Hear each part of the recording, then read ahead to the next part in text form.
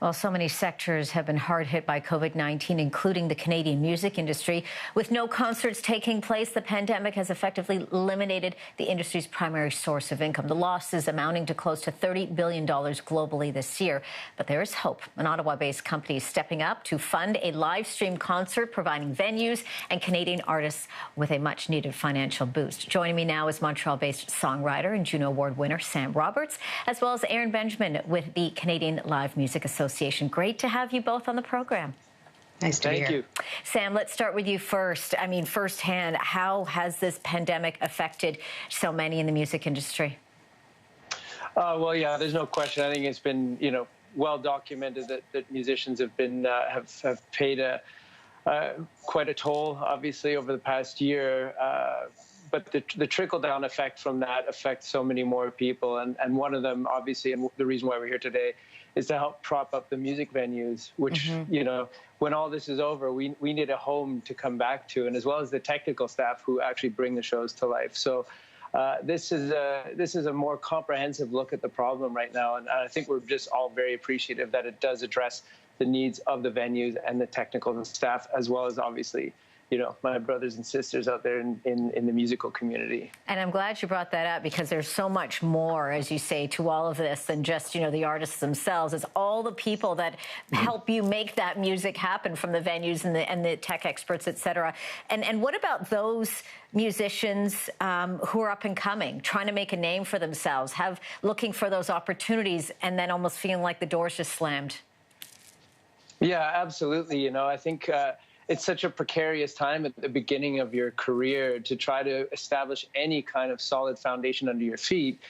And you really do need the support of, again, the wider community. The venues have to be able to take a chance on those up-and-coming acts. Not everything can be a sort of surefire bet at that point. So you really need people to sort of, I guess, put their neck on the line for you and believe in you and trust in you. So, again, support like this just helps to sort of prop everybody from the ground right up.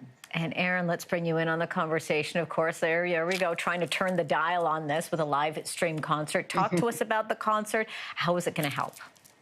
So we're anticipating being able to support 30 live streams from across the country, coast to coast to coast, with small infusions of cash. Venues will apply with a show concept, and we hope to just help offset some of the expenses so that they're able to hire artists and all the people that Sam's talking about in that sort of live concert ecology to bring more music to more fans, not only in Canada, but around the world, as live streaming has enabled us to do. Sam, how do you think, because of this experience, and Erin, I'll get you to weigh in on this as well, how do you think the music industry is going to evolve because of this pandemic? What we've learned, how it's affected so many people? Well, I think ideally we're all going back to a world that we're familiar with, a world of, wonderful outdoor festivals under summer skies. But in the meantime, I think we've all been forced to be a little bit more elastic in our definition of as to what exactly constitutes a show. And, I can only speak from my own experiences. We were in Ottawa for the Blues Fest, playing at a drive-in this summer, which, again, was an amazing feeling just to be up there on stage, but well outside our normal realm of experience. And we've also played live streaming concerts, which, something I don't think we imagined. It almost seemed like it was from the future, but there it was, playing in front of a camera and knowing that there was an audience out there without being able to actually see them. Really, it's probably the longest version of a music video, really, that you're offering your fans. Erin, what are your thoughts? How are you going to see things evolve now because of this pandemic?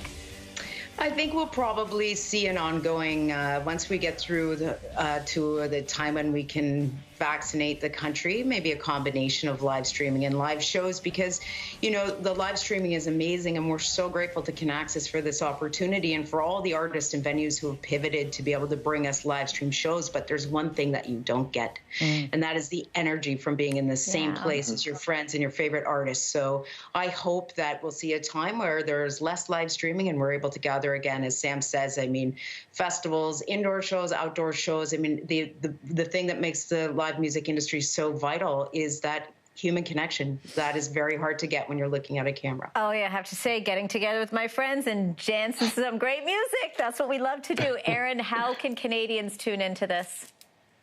So we will have a list of shows as they become supported over time. There's a deadline for venues to apply, which will be February 28th. And if you head to the Kinaxis.com/en/in concert, you'll be able to see a listing of shows as they become available, and certainly at CanadianLiveMusic.ca, our website as well. Sam, before I let you go, we've got about 20 seconds left here. Your message to Canadians, they're listening to you, your fans are listening to you right now. What would you say to Canada during this difficult time?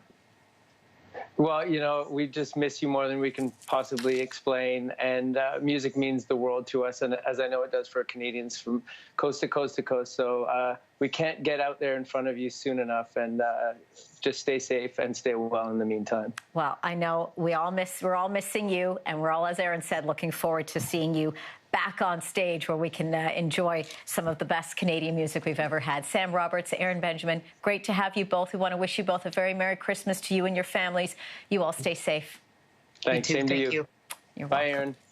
Bye, Sam.